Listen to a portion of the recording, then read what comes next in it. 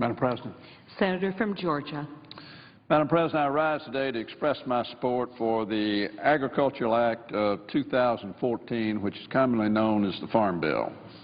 It's been quite a journey over the past 3 years, and the bill before us is a result of many long hours of hard work.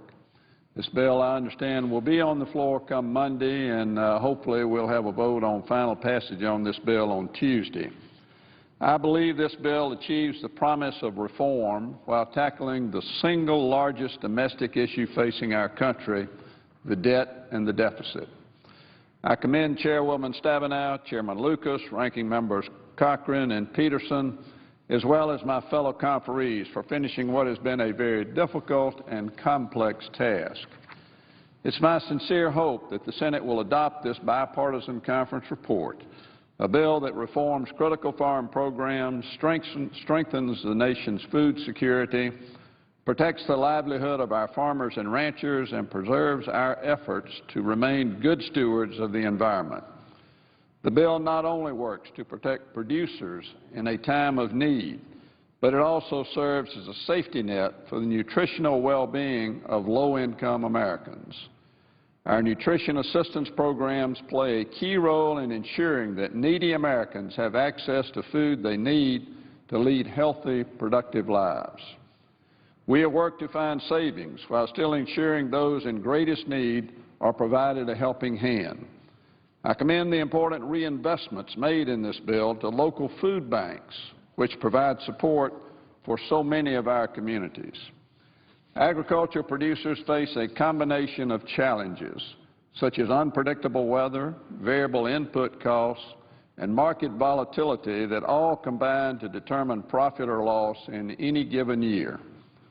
The 2008 Farm Bill provided a strong safety net for producers, and I believe the Farm Bill before us adheres to and honors the same commitment that we made 5 years ago in that Farm Bill. Notably, Congress has taken a fresh look at our commodity programs. Maintaining an effective safety net is critical to America's farmers, and the bill before us eliminates direct payments while enhancing options for farmers to manage their risk. We do so in a way that doesn't disadvantage one region over another, a formula I thought was lacking in versions of this bill in the last Congress. Since then, I have stressed to my colleagues the importance of producer choice, and I am truly pleased with the options that are built into this piece of legislation. One part of this bill I am uniquely proud of concerns cotton, a crop that is particularly close to my heart and close to my home. More than any other part of this bill, the Upland Cotton Program represents fundamental reform. It meets our commitments in the World Trade Organization and will resolve our dispute with Brazil. Moreover, our nation's farmers and landowners deserve to have long-term conservation programs that have certainty to effectively and efficiently manage their land and resources for the years ahead. Locally led conservation is critical in supporting America's long-term environmental and economic stability. Not only do Farm Bill conservation programs play a key role in supporting clean air, clean water, and productive soils, they also help producers avoid unnecessary regulation and support our nation's long-term economic and food security.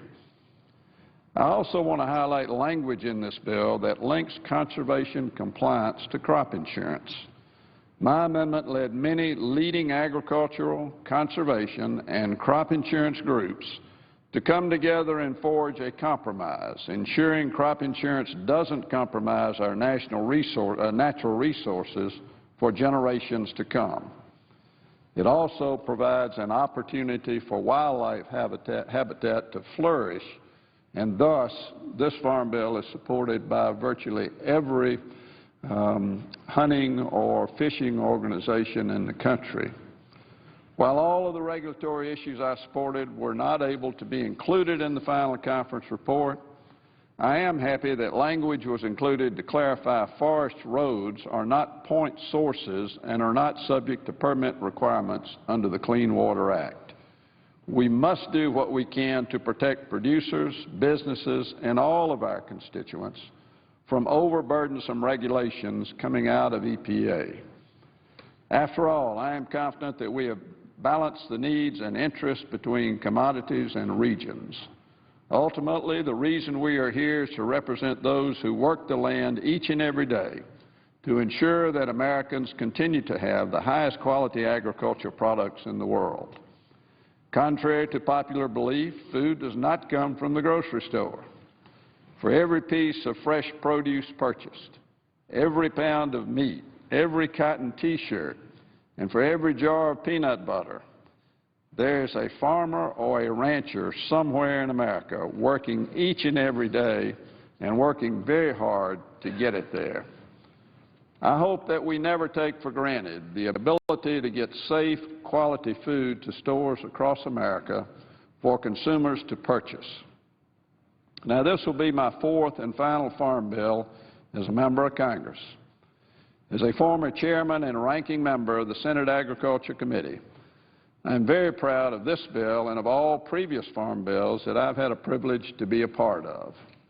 And as I have said, as I've been around the country as a member of Congress over the last 20 years, that when I leave Congress, as I will at the end of this year, I want to make sure that we've got strong agricultural policies in place so that young people like my grandson, John, and my grandson, Jay, if they make a decision to come back to the farm, then they're going to have an incentive to do so, and that they'll be able to provide a quality of life for their family very much like the quality of life that they have today.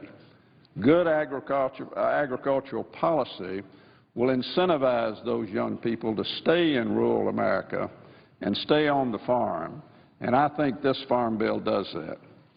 There's no single piece of legislation that impacts as many people in my state as this one. I believe it is vitally important to the farmers, ranchers, and consumers of Georgia, as well as those across this great nation, that we support this legislation. In closing, let me say it's been my distinct honor to represent and work with the people and farmers and ranchers of Georgia for 20 years. You provide the highest quality food, feed, and fiber in the world. Thanks for the opportunity to represent you in Congress and to be a member of what I think is an outstanding agricultural committee. Thank you, Madam President.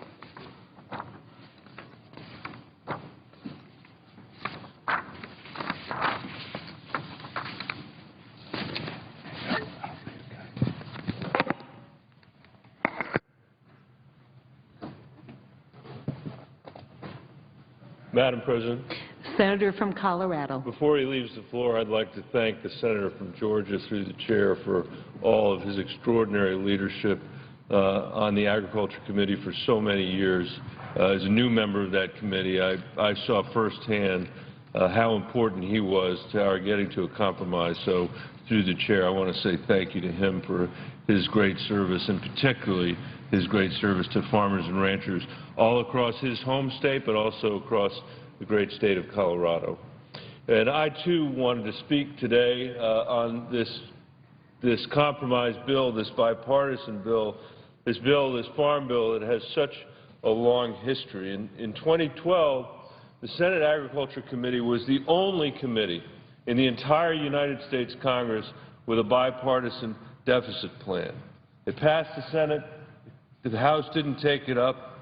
It was an enormous disservice, I think, to rural America that we didn't pass this bill 2 years ago, particularly when folks in my region, farmers and ranchers, are facing an unprecedented drought.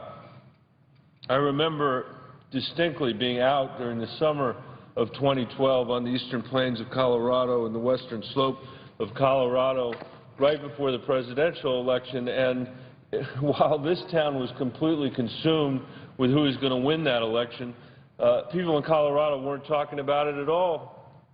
They were asking, why in the world can't we pass the Farm Bill through the United States Congress and get it to the President's desk?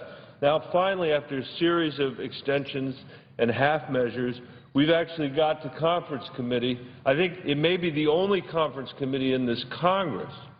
This is how we used to do business around here, I'm told. I was glad to be a member of the one conference committee in this Congress. We got to the committee on a long-term bill. And, Madam President, I've stood on this floor before talking about the land of flickering lights, how this town has become a place where the standard of success is keeping the lights on for 2 more weeks or 2 more months.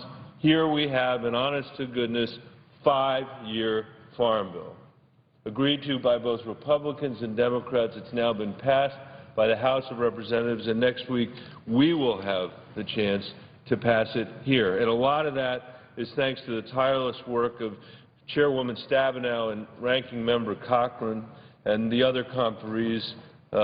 We now will have the chance to vote. Madam President, our rural communities are demanding that certainty come with this long-term bill. Under the last farm bill, and history ought to be our guide here, our farmers and ranchers were remarkably productive. They delivered the strongest 5-year stretch of farm exports in the history of the United States of America. And now it's time to make some reforms to farm policy and to once again give rural America the stability it needs to provide food, fuel, and fiber to the nation. This bill reflects the values and process we want to see in other areas of the budget. We came together as Republicans and Democrats to identify priority, to streamline duplication, to get rid of things we didn't need to do anymore, and to focus in the areas that were important, to break away from old, inefficient habits, to eliminate for the first time direct payments issued to farmers regardless of economic need or market signals. That's a significant reform. This bill prioritizes what is working for producers instead, namely crop insurance, which is a large part of what keeps farmers and rural economies in business in this country, and that's why it's a priority. Beyond crop insurance, another key highlight of this bill are the great tools it includes for livestock. It includes resources for the much-needed livestock disaster programs that are critical to southeast Colorado, where ranchers are battling dry conditions we haven't seen since the Dust Bowl.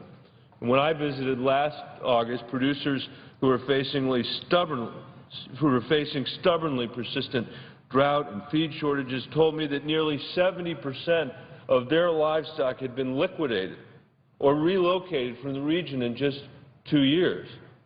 That's part of a boom and bust cycle that comes with our livestock industry that makes it difficult to build for the future. This farm bill couldn't come sooner for Colorado's ranchers. Beyond livestock disaster, there's a lot to support our ranching community in this bill. We've included a revamped conservation title. I chair that subcommittee that will keep our ranching lands in the West in their current state rather than being divided up for development. The conference report also carries over important conservation title reforms from the Senate bill. Notably, it carries forward a Senate provision to ensure that recipients of government-supported crop insurance comply with basic conservation requirements. That measure was the result of a historic agreement between the commodity groups and our conservation groups. It's supported by a wide variety of people, from the Farm Bureau to the National Wildlife Federation. This revamped conservation title is huge for rural America.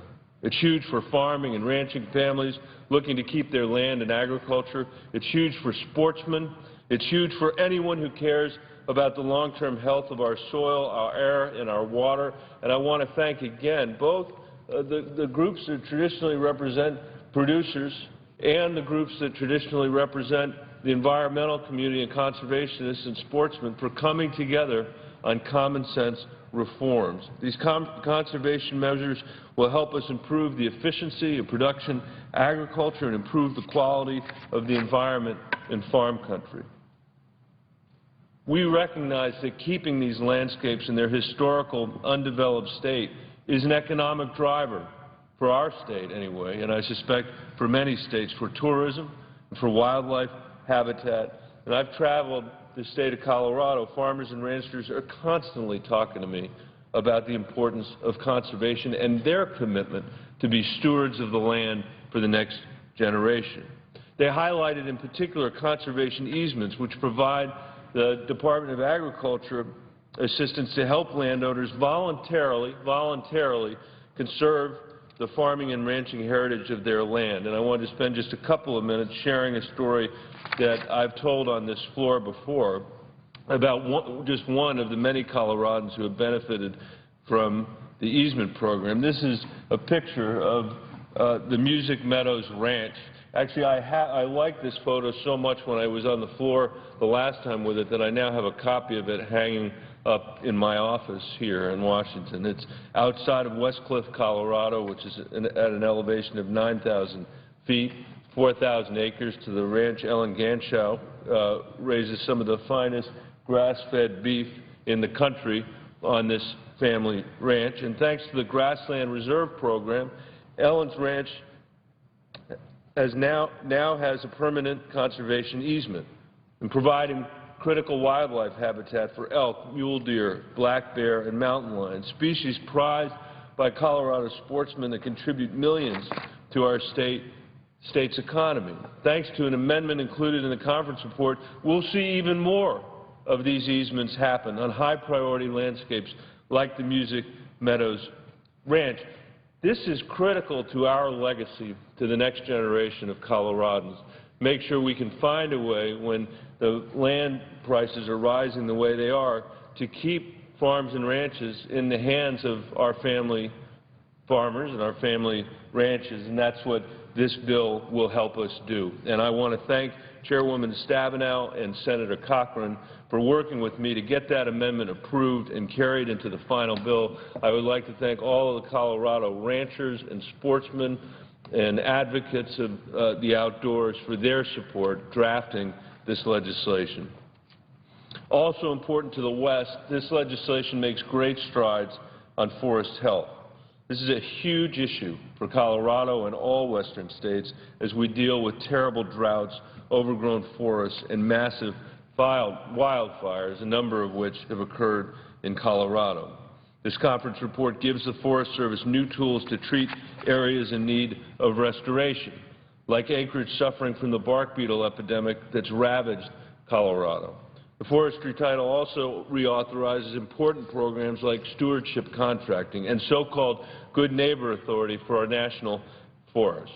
So all in all, I, again, just want to say thank you to my colleagues on the committee for working so hard together, for acknowledging regional interests that we have in the West that may not be shared with everybody, although anybody who's downstream from Colorado, and that's basically the entire country, ought to care about forest health in Colorado, ought to care about water quality in Colorado, and I think we were heard in this bill, and I deeply appreciate that. The final point I'd like to make, Madam President, while I'm here, is something that just came up in the last 2 weeks and we were able to resolve. We had an appropriations bill that passed here a couple of weeks ago that failed to include a very important provision to states that have a high percentage of their land occupied with federal land, and that's the so-called PILT payments, payment in lieu of taxes. This program helps rural counties that contain federal land within their boundaries offset the revenue that they lose because they can't derive property taxes from that land. Dozens of Colorado counties derive significant portions of their operating budgets from PILT, and by the way, they use those operating budgets to help maintain a lot of these federal assets that are out there by, for example, providing search and rescue missions. And I can tell you most of the people that we're rescuing are not even from Colorado. So I'm very, very grateful for Chairwoman Stabenow for working with me and other senators from the West to include a PILT extension in the conference report. It's only 1 year, though, and unlike the 5-year Farm Bill, this is not going to give us the predictability that we need, and I will continue to work with my senior senator, Senator Udall, and others to make sure people hear the voice of the West in this chamber. Finally, this bill reduces the deficit by $23 billion, and as I said, is going to bring certainty and continued prosperity to rural Americas, from our forests to our farms, our ranches, and rural communities. It's long overdue. And this bill has been supported across my home state of Colorado, from the orchards of the Grand Valley to the wheat fields of Washington County, and on the editorial pages of the Greeley Tribune and the Denver Post. This is a good bill.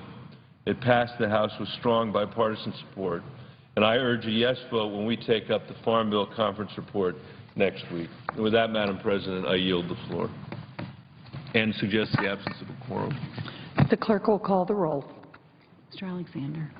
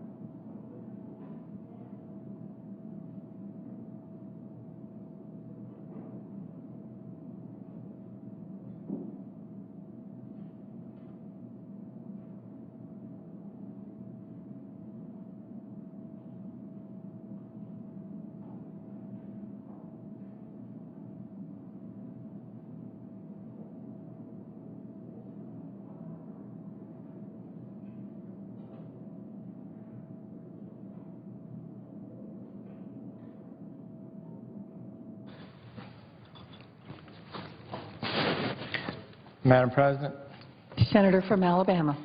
I would ask that the quorum call be dispensed with. Without objection.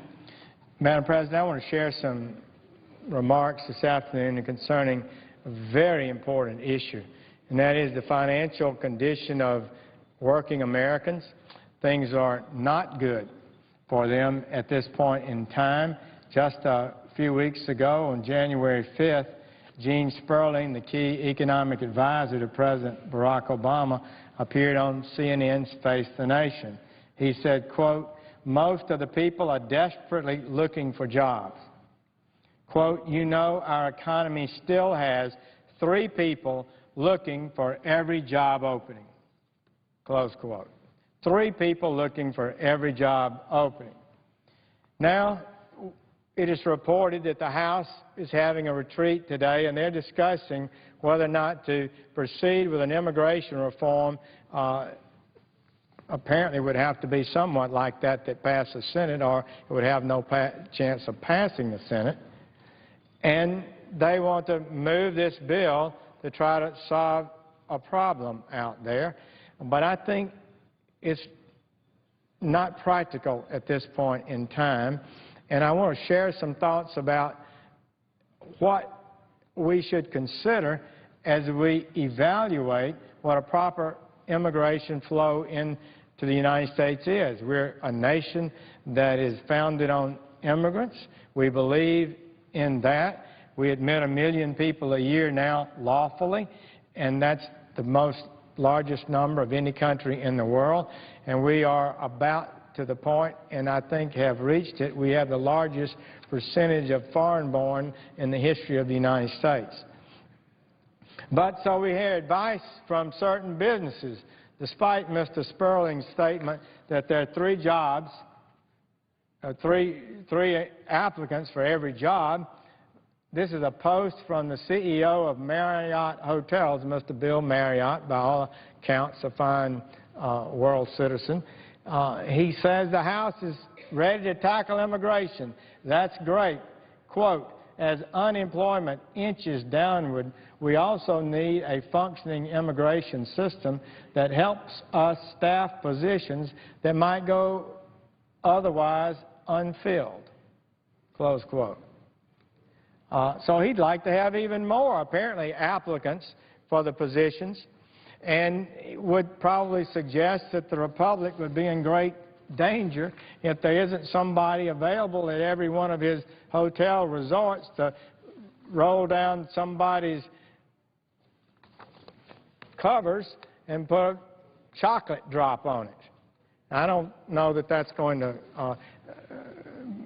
that's number one challenge America faces at this time.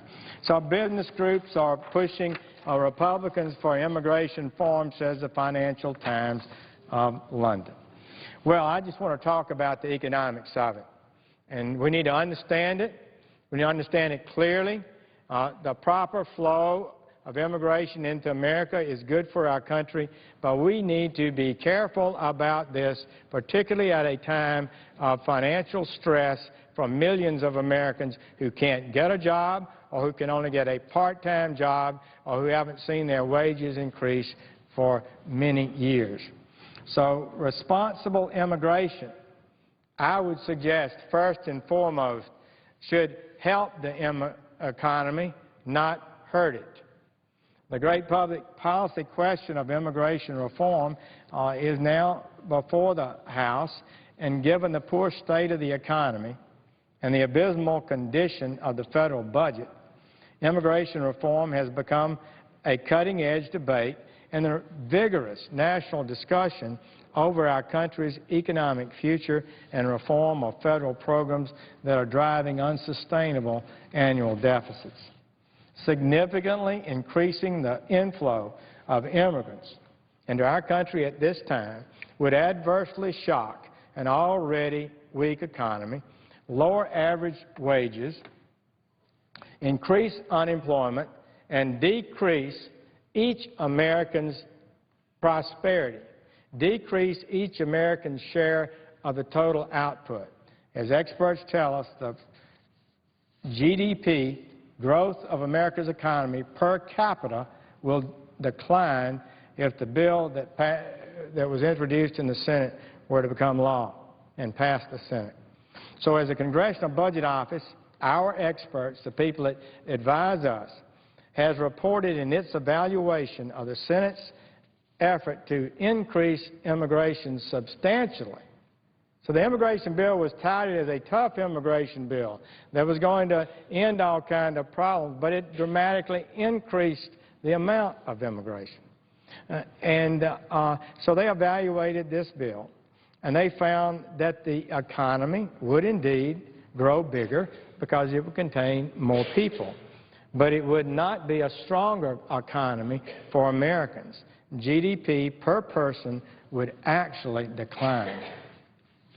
So that means the relative financial position of each American here would decline if the legislation were passed based on the Congressional Budget Office careful analysis. Considering the acute current weaknesses of labor markets and the slowest economic recovery from a recession since the end of World War II, the last thing the U.S. economy needs is any handicap, much less an enormous, harmful economic shock. Look, we've not seen jobs, we still have not seen jobs recovery reach the 2007 levels, 6 years after the start of the recession. Our economy still has 3 people looking for every job opening. President Obama's advisor has said labor markets still have not recovered. A significant expansion of the flow of immigrants into America would be occurring at a time of substantial weakness in labor markets. It's not the unemployment rate that's so definitive. It's the number of people who are actually able to find a job and that are working. The current economic recovery has been too slow to produce an economic rebound. We still have fewer jobs than we had in 2007 when the recession began, even though the population increased each year. All right, this chart is the employment rate, employment as a share of the population. And it shows at the period of a recession, we had this rapid drop from 63% of the population working down to a little above 58%, and it's stuck there. So these are millions of people that are not working today because they cannot find a job. And the concept that we would bring in more foreign workers to take the very limited number of jobs we have, increasing our flow over the normal generous flow, makes no sense to me. And I don't see how it can be defended intellectually. Yes, it might help Mr. Marriott have more cheaper labor, and he may have to pay less to get somebody to work at his resorts, but that's not our problem here. Our problem and our challenge is to help the average American citizen live a better life. And we're not doing that effectively. And it's not happening. And this is years into this post-recession recovery, so-called recovery. So the economy has produced 4.7 million jobs since the recovery, which might sound okay. And the recovery began in 2009. But 6.3 million people, these people here, have dropped out of the workforce. They've given up. They're discouraged workers who've ceased to look for a job and do not show up on the unemployment rolls. Some of them have taken disability. Some of them took early retirement. Some of them just quit. Maybe they have a spouse that's working and they are no longer able to work. This is an amazing statistic, and that dropouts exceed newly employed. And it's unprecedented since the post-World War II period. As of the end of 2013, 58.6% of the adult population was employed. This is down from 62.7% at the start of the recession. And the percentage has been stuck at about 58%, 58.6% since September of 2009. It hasn't improved since 2009. If the same percentage of the population that is working that work today as was working at the start of the recession, we'd have 10 million more jobs. We'd have 10 million more people working, 10 million more people able to support their families better, 10 million more people that are not on welfare, perhaps, than are today. In 2007, there were 146 million Americans employed, 146 million. Today, there are 144.6. At the same time, the population of those older than 16 years of age has grown by 13.5 million. So while the population is increasing, the number of people actually working is lower than it was in 2007. And working family incomes. No, there's been no growth in the incomes of working Americans. Working American families are stressed. Jobs just aren't being created at nearly the rate to keep up with the population, and millions are simply dropping out. To make matters even worse, the Census Bureau reported in August of 2013 that the incomes of working families have been in decline since 2007, adjusting for inflation. And this chart shows that it's been a fairly steady decline over a long period of time. Look at this chart.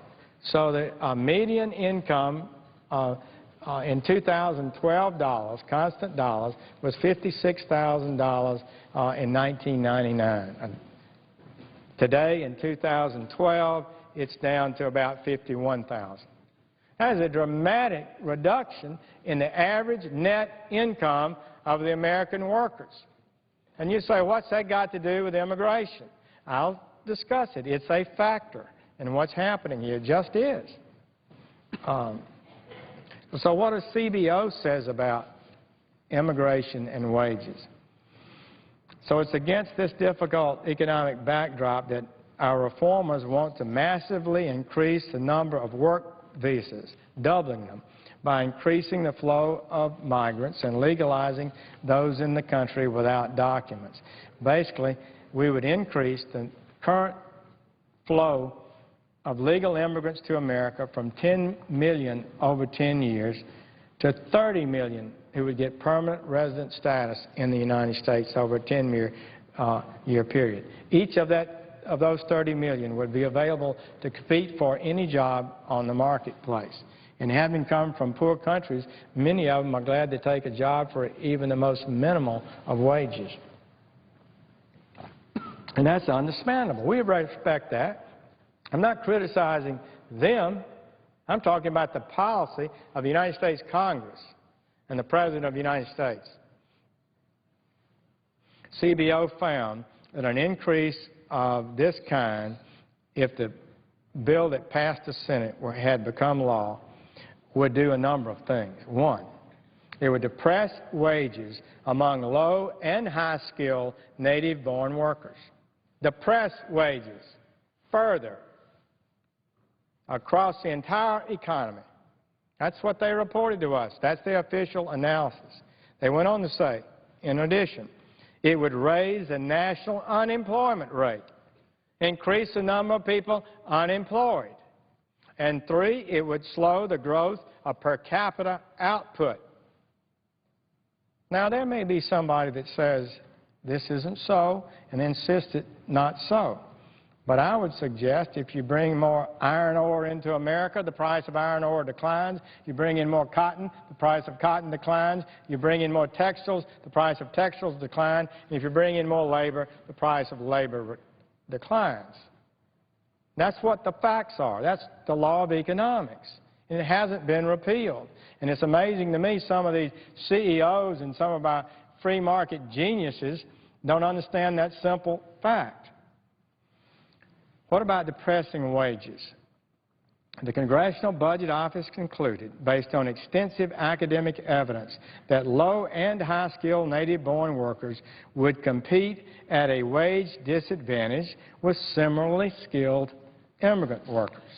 CBO wrote, I'm quoting from them, quote, based on CBO's reading of that research, a 1% increase in the labor force attributable to immigration has tended to lower the relative wages for all workers with less than a high school diploma by roughly 0.3%, to lower the relative wages for workers with at least a college degree by 0.1%.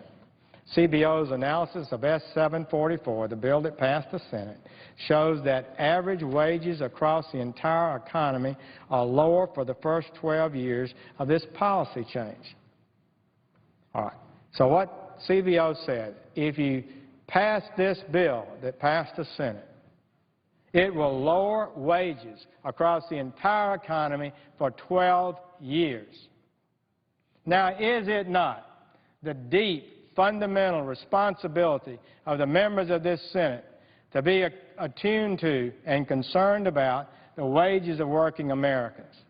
And should we not immediately reject, at a time of low wages, declining wages, any policy that our CBO tells us, certainly correctly, will pull down further the wages of American workers? At a time we've got record unemployment, record numbers of people outside the workforce? How simple is this for us to understand? I cannot comprehend what it is that this Congress is thinking.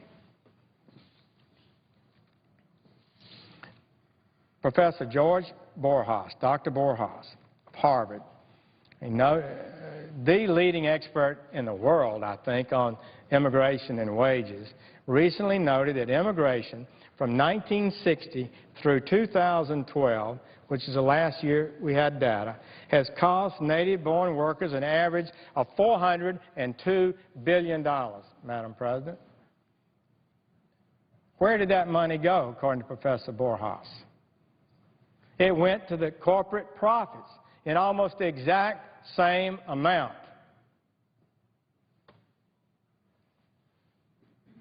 He says that native-owned firms would gain $437 billion in income. So they would have their income increase, and almost the entirety of that increase in income is paid for by the reduction in wages of their workers. So right now we have healthy profits. What we don't have is healthy wages.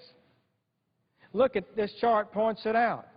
It's directly caused by the advantage that accrues to a business out doing what it's supposed to do, try to produce widgets at the lowest possible price and make the best profits they can make and for their stockholders. And they pay people competitive wages, and when there are a lot more workers applying for jobs, they don't have to pay as high wages as they would pay if there weren't many people applying for jobs. I'm not criticizing the businesses. What I'm saying is, as a matter of national policy, shouldn't it be our policy to listen to people like Professor Borjas, who studied this issue and tells us there's a direct relationship between declining wages and the number of immigrants we have coming into our country. And I'm not demeaning a single person who wants to come to America to work. Just talking about facts. So in other words, Professor Borjas finds the increase for business is almost entirely paid for by the decline in wages for working Americans. So you have this increase and this decrease. And the problem today is decline in wages for working Americans. A lot more than it is about profits. I don't have any problem with corporate profits. I wish corporate profits were higher, but we should not be setting up economic factors and creating economic conditions that exacerbate an income problem that we have in America. That's all I'm saying. And I think American workers have a right to demand it. And they understand this.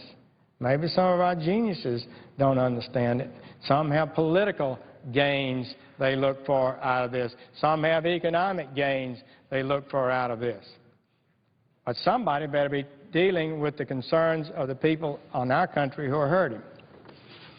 Now, Professor Borjas found that the impact of increased immigration from 1980 to 2000, he studied this period, this 20-year period, resulted in a 3% decrease in the wage of average native workers and an 8% increase in the wage of high school dropouts, those who don't have a high school degree. The poorest workers in America suffered the greatest amount during this 20-year period based on census data, empirical data that he can defend. Matter of fact, this chart is a recent chart. Professor Borjas presented a paper to a large group of economists in June of last summer, and to my knowledge, nobody challenged it then or since.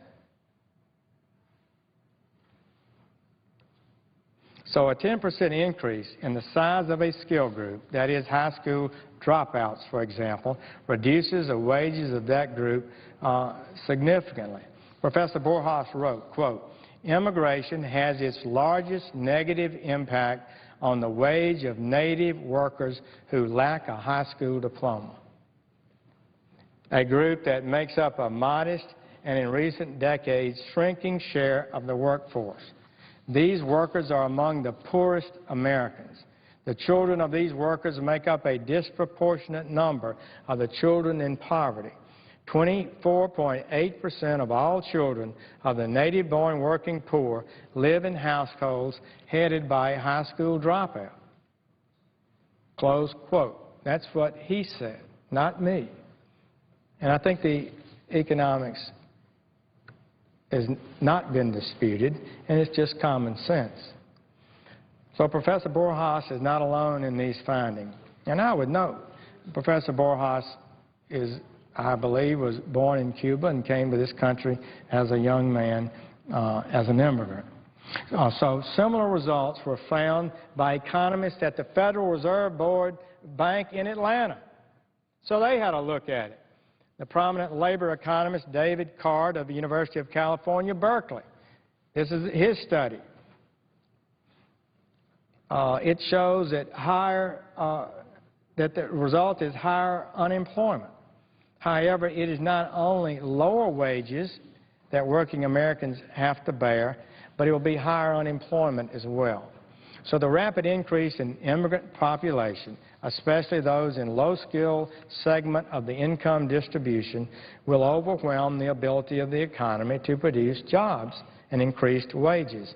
Thus, the Congressional Budget Office estimates that Senate 744, the bill that passed here, would raise the number of unemployed Americans during the first 5 years by an average annual number of 162,000. And that unemployment would, quote, remain elevated through 2020. This is a stunning conclusion, especially when compared with what CBO argued in its 2013 outlook.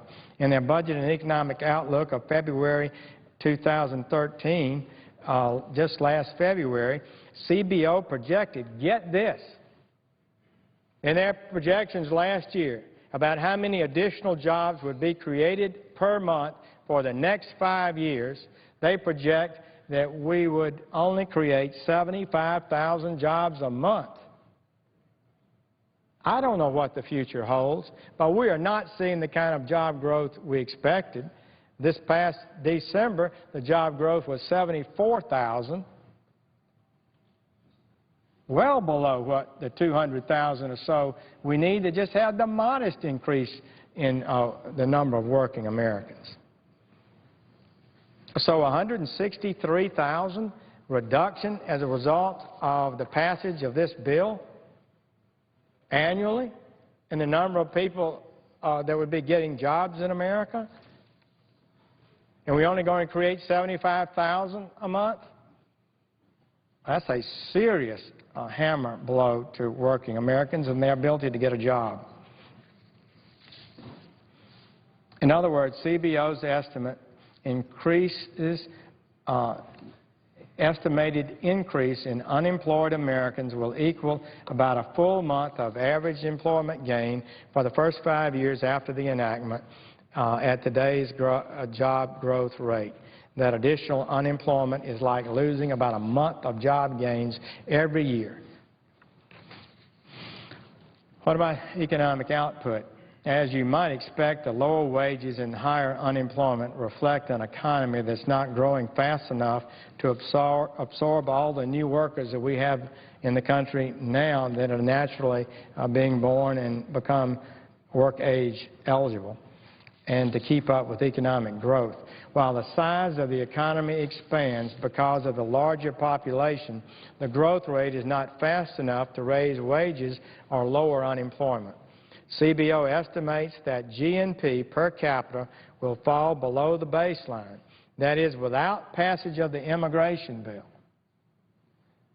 So if you pass the immigration bill, the GNP, gross national product, of America per person, per capita, will be lower and stay lower for till 2030 than it would be if the bill didn't pass at all. So President Obama, who talked to us last night about his concern over wages, I'd suggest the first thing he needs to do is to revise his commitment to the passage of the Senate immigration bill and quit pushing for it, because it's guaranteed to have a negative impact on jobs and GDP per capita in America. It just is. It's something that I hope all of us will consider. I know the House wants to do the right thing. I know they want to reach out and be a positive force in America. I know a lot of our senators felt the same way, but they weren't focused on the realities and the impacts that the legislation, if passed, would have. It would lower wages, it would increase unemployment, and it would reduce the growth in the economy per person over the next almost 30 years. This is not what we can afford to do now, colleagues. So I urge all of us to be honest about this and do the right thing. I know there are big businesses that want this. I know there are political interest groups that want this. I know that some of the Democratic leaders, they want this real badly. And we have special activist groups that have one reason or another favor virtually open borders in America. But we can't go in that direction. It's not good for our constituents, the people who sent us here to serve their national interests. And I would just propose that instead of taking steps that are guaranteed, documented, to make things worse, let's do a few things that make things better, things that would make jobs better and more profitable in America without adding to the debt of the United States, which in itself is hurting the American economy. We need more American energy that creates good-paying jobs right here in America. We need a more competitive tax and regulatory code that allows businesses and workers to compete on a global marketplace. We need a trade policy, a good trade policy that increases our exports and expands domestic manufacturing and demands that the United States manufacturers and workers have their products fairly competed on a level playing field around the world. Fair trade as well as free trade. We need an immigration policy that serves the interests of the American people, as I've just noted. We need to convert the welfare office from a check-delivering institution to a job-creating, job-training center to help move people into jobs and help them become employed at better wages. We need to make the government of this country leaner and more accountable to the taxpayers so that it produces more for every tax dollar that's extracted from the American public. We have an obligation to produce for the money they give us, and we're not being very productive by any fair analysis. And we need to restore economic confidence by continuing our effort to produce a balanced budget. Madam President, I appreciate the opportunity to share this. I believe what I've said represents one of the most significant public policy issues facing our country today. We need to understand what we're doing. We need to understand the impact of our legislation. If we take the time to do so, we'll recognize that when we reform immigration, it must be quite different from that which is being done, would be done if the Senate bill would have come law. I would yield the floor and note the absence of a quorum. Clerk will call the roll. Mr. Alexander.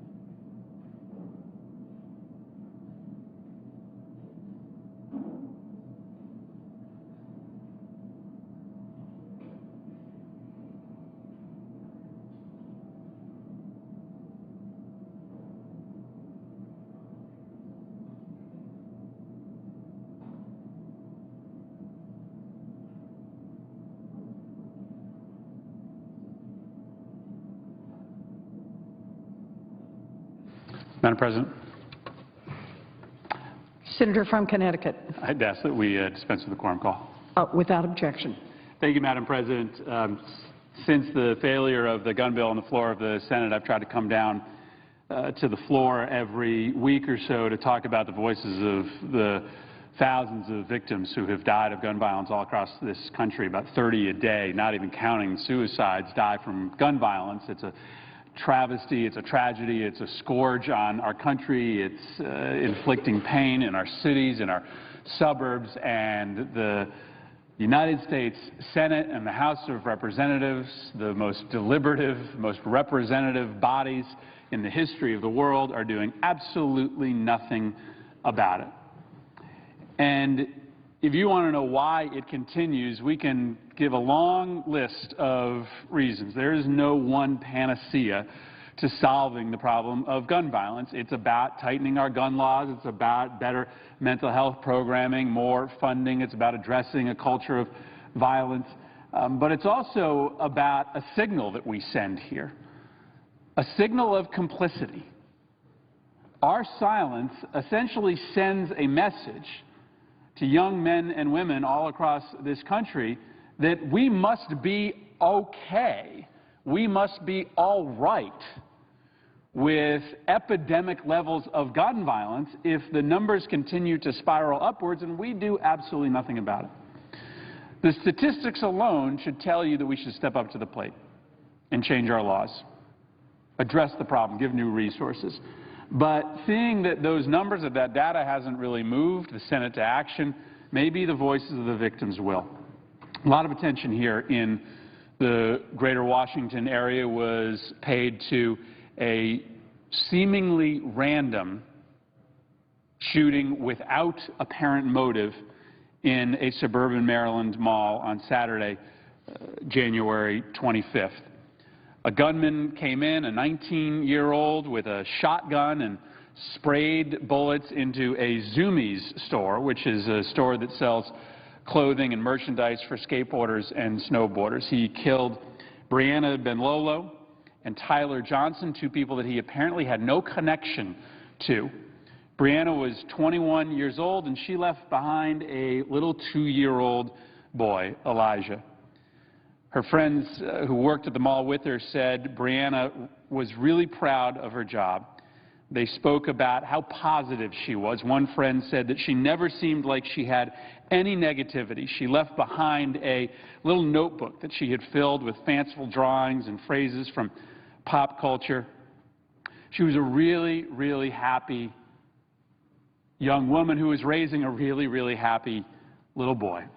Her little 2-year-old Elijah is never going to get to see his mother again because of a seemingly random, unprovoked act of violence in another mass shooting.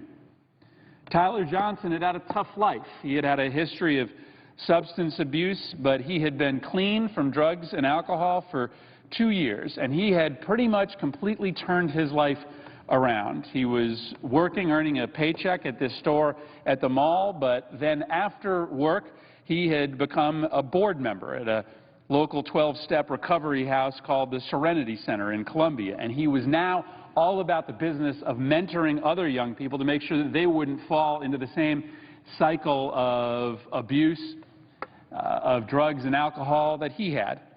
The president of Serenity Center said, "I thought he was a remarkable young man. I don't see a lot of young people stepping up like that. I just thought he was an up-and-coming leader." We're desperate in this country to have these kind of role models like Tyler Johnson, somebody that had struggled with dependence and had not only conquered it for himself, but then had gone out and set himself about being a role model. The difference that Tyler Johnson could have made, Tyler was 25 years old. Tyler wasn't even halfway through his life, and he had decided that he was going to spend his life turning people's lives around. He had decided that he was going to go back and get a degree that would help him become a counselor for young people. We just lost maybe 50 years of life transformations because Tyler Johnson is gone. Tyler Johnson was going to help turn kids' lives around, get them back on the path of being straight and narrow like he had, but we don't get that benefit any longer because of another mass shooting at a Maryland mall.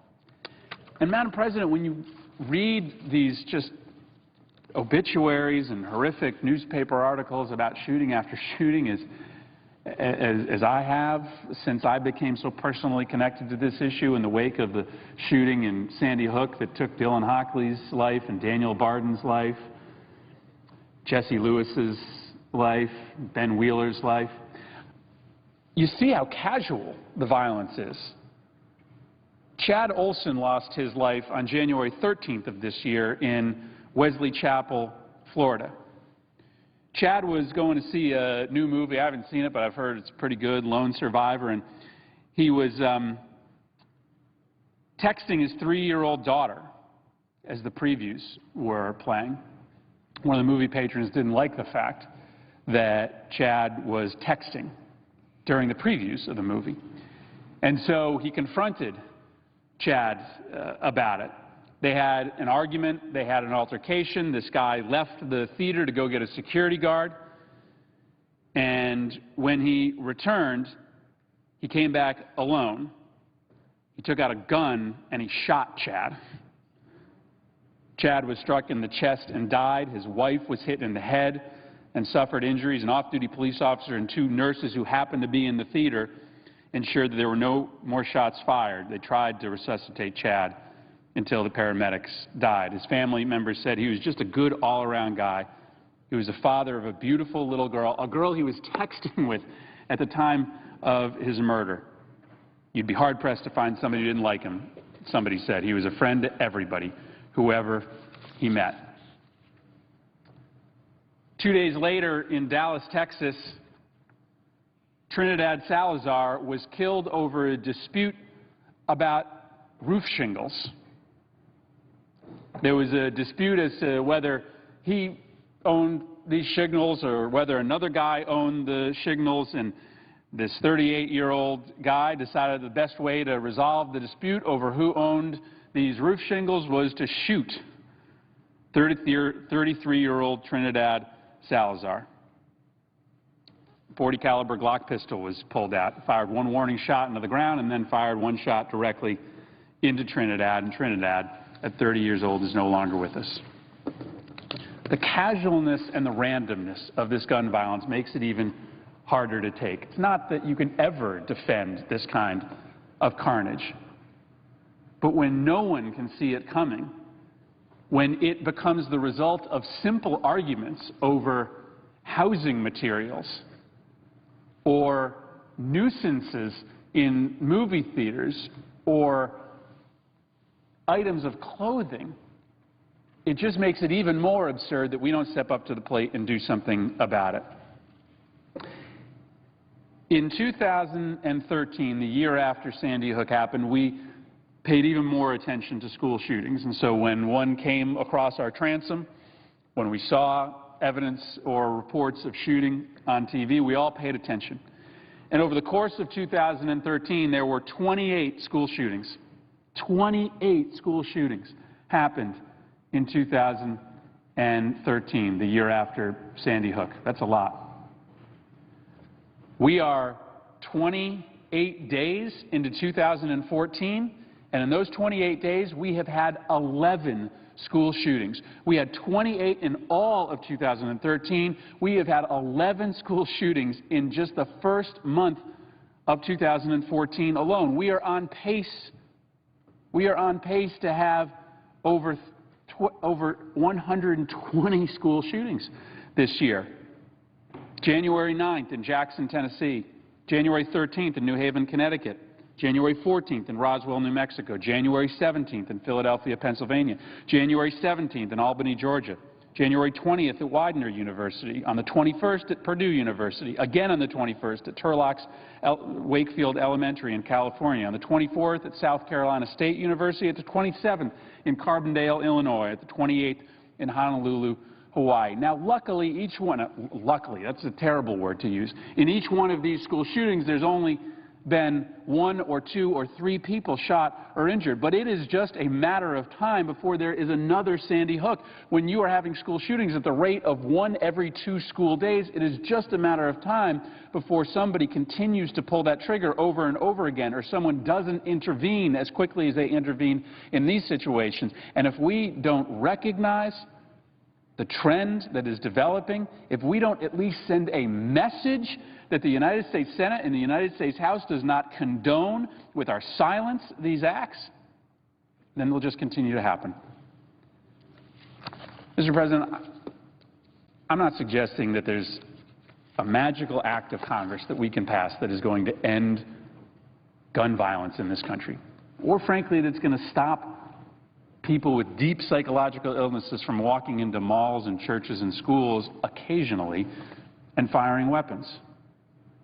But we can take steps to make sure that it doesn't happen as often. We can take steps to make sure that the carnage isn't as bad or as significant when someone decides to walk into a crowded place and do that kind of damage. That is within our power. That is something that Republicans and Democrats should be able to agree on. And so, Mr. President, I'll continue to come down to the floor to tell the stories of the voices of victims until we can find the ability to reach across party lines and do something to at least send a message that the United States Senate stands against the developing, awful, terrible trend of mass violence in this country. I yield back the floor. Mr. President. The senator from Missouri. Mr. President, I want to talk a little about the farm bill that will be on the floor, that we'll vote on at some time next week. I'd also predict, Mr. President, that this is